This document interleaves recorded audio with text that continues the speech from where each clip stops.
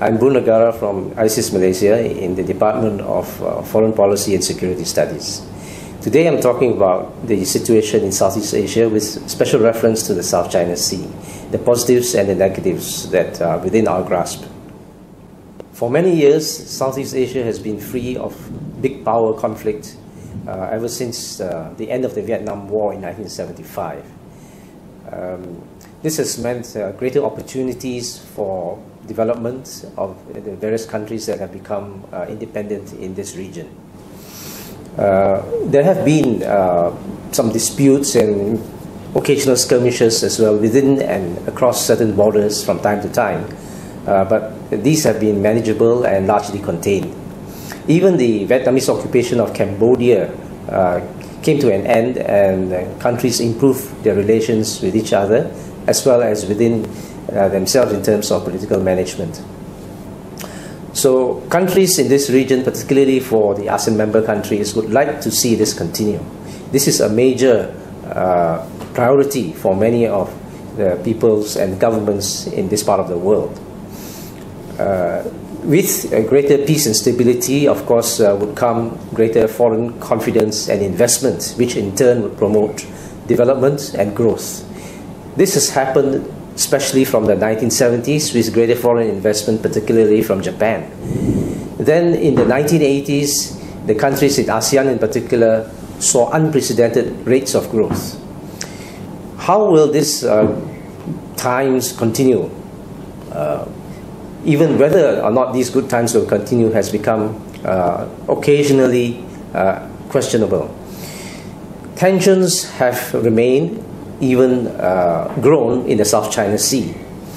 For many years, two particular hotspots have been identified for conflict and perhaps tensions veering on conflict. One was the Straits of Taiwan and the other the South China Sea. In time, however, the Taiwan Straits have seen greater stability and confidence among all countries as the maturity and wisdom have been demonstrated on both sides of the straits, thanks to the leaderships of both Beijing and Taipei. However, the situation in the South China Sea is not so optimistic. In recent years in particular, the tensions and suspicions have grown, particularly between China and the Philippines and between China and Vietnam. This is to nobody's benefit. A lot of saber rattling and brinkmanship have occurred from time to time and continue to do so. It does not benefit any party in this region. It is not good for ASEAN, it is not good for China. This year, China is supposed to launch this Maritime Silk Road, as well as other initiatives like the Asian Infrastructure Investment Bank, which have been welcomed by many countries. It is also the year when ASEAN is supposed to build the ASEAN community, when the whole project comes together. Now, the Maritime Silk Road as well as the ASEAN community can be very complementary projects, but it requires countries in this region, particularly those in ASEAN and China, to improve their relations. Unfortunately, this has not yet happened, at least not to the extent that is required. The negative side to this is that both the ASEAN community as well as the Maritime Silk Road may be affected adversely by the lack of improvement of relations in this region. This is entirely in the power of the countries involved to do, whether to move constructively and positively or to move negatively. It really is up to all of us in this region. It does not matter which country promotes or is more responsible for the negative repercussions and ramifications. Equally, it does not matter which country is the first to move to improve matters. What is important is that the positives outgrow and outbalance the negatives, and each is a snowball in itself. The snowball effect can grow for the better or for the worse. Today, live in a highly integrated and competitive world. Integrated in this region is to be more closely related to one another, requiring all of us to work more closely together, whether we like it or not.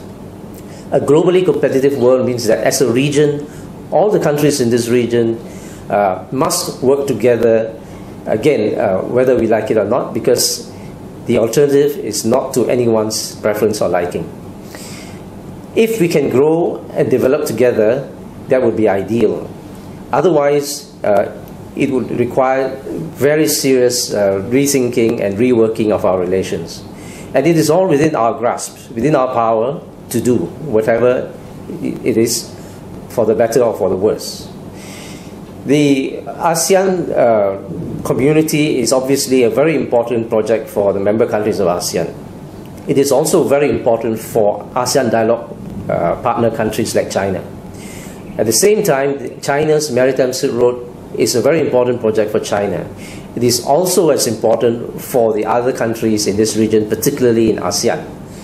If only we can all work together, we can all swim together in the Southeast Asian region. This is a region where we either swim together or sink together. Let us not all drown in the South China Sea.